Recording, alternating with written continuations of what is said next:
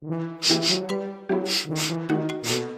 wondered bakit kahit bagong ligo ka, minsan parang may amoy pa rin? Hindi ka marumi. Baka yung katawan mo lang. Nagsisignal na may kailangan ayusin sa loob.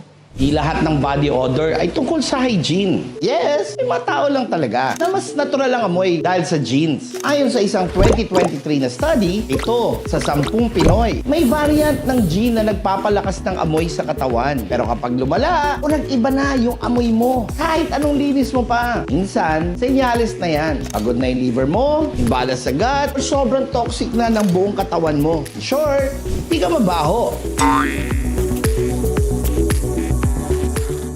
Barado lang ang detox pathways mo. Kaya kung gusto mo ibalik ang natural freshness mo, hindi lang sa labas, kundi pati sa loob, ito ang 3 biohacking tips na pwede mong gawin sa bahay nyo. Biohack tip number 1. Alam mo ba, ang pawis ay power. Hindi lang pampapayat ang pagpapawis. Paraan din yan para ang katawan ay maglabas ng waste. Stretch, maglakad, o kahit maglinis ng bahay araw-araw. Pag gumagalaw ka, gumagalaw din ang dugo, pati na ang lymph mo. At yan ang tunay na detox. And biohack tip number 2, alagaan mo na yung atay mo. Alam mo, ang atay mo, ang main detox factory mo. Tulungan mo siya sa pagkain ng itlog, beets, at malalabong na gulay. Dahil ang itlog ay may choline at ang gulay naman ay mayroong chlorophyll at magnesium. Pag healthy ang liver mo, mas maayos niyang nai-eliminate yung mga compound na nagdudulot ng amoy sa pawis. And the last but most powerful biohacking tip for today, mag-switch ka sa isang magnesium deodorant. Hindi lang ito pampawala ng amoy. Tinutulungan din ito na maibalance ang pH ng balat mo para hindi dumami ang bad bacteria. Bonus pa, nakakatulong din ito sa metabolism at energy production mo. Kaya next time, pag napansin mong iba na amoy mo, huwag mo kagad takpan. Pakinggan mo muna. Kasi minsan, yung amoy ay hindi naman talaga problema. Signal na yan. This is John Calub, Philippines #1 success coach. Always say yes